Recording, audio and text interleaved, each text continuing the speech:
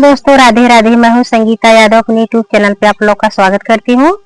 दोस्तों आप लोग के बीच में बहुत ही प्यारा छठी मैया का गीत लेकर आई हूँ। कैसा लगा कमेंट बॉक्स में बताना। अच्छा लगे तो लाइक सब्सक्राइब शेयर जरूर करना। ज्यादा से ज्यादा वीडियो को सपोर्ट करना दोस्तों। धन्यवाद। पहिले पहिले हम कैनी छठी मैया बरत तोहार, छठी मैया बरत तोहार। पहिले पहिले हम कैनी छठी मैया बरत तोहार, छठी मैया बरत तोहार। करिहा क्षमा छठी मैया, भूल चुक गलती हमार, भूल चुक गलती हमार। करिहा क्षमा छठी मैया, भूल चुक गलती हमार, भूल चुक गलती हमार। गोदिया के बालक दी है छठी मैया ममता दुलार, मैया ममता दुलार। गोदिया के बालक दी है छठी मैया ममता दुलार, मैया ममता दुलार। पिया के सनेहिया बनैहा, मैया दिहा सुखया पार, मैया दिहा सुखया पार। पिया के सनेहिया बनैहा, मैया दिहा सुखया पार, मैया दिहा सुखया पार।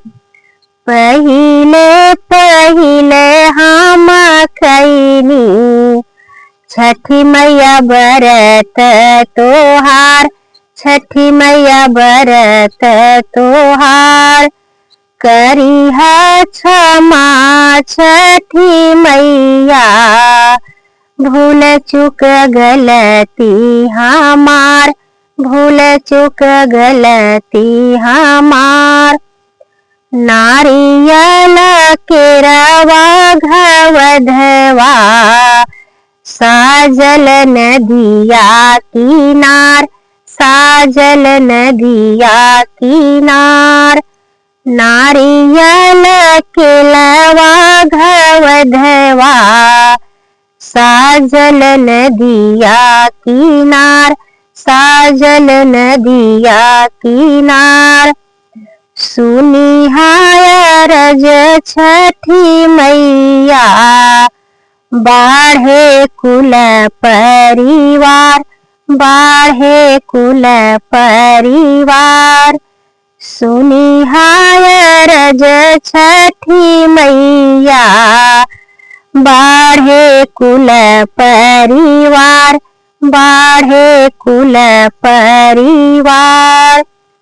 घाट सजवली मनोहर, छठी मैया भगतिया पार, छठी मैया भगतिया पार। घाट सजवली मनोहर, मैया भगतिया पार, छठी मैया भगतिया पार। लीहे अरग हे मैया, दीहु आशीष हजार, दीहु आशीष हजार। लीहे अरग हे मैया, दीहु आशीष हजार, दीहु आशीष हजार। पहिले पहिले हम कैनी छठी मैया बरत तोहार, छठी मैया बरत तोहार। करिहा क्षमा छठी मैया, भूल चूक गलती हमार, भूल चूक गलती हमार। जय हो छठी मैया।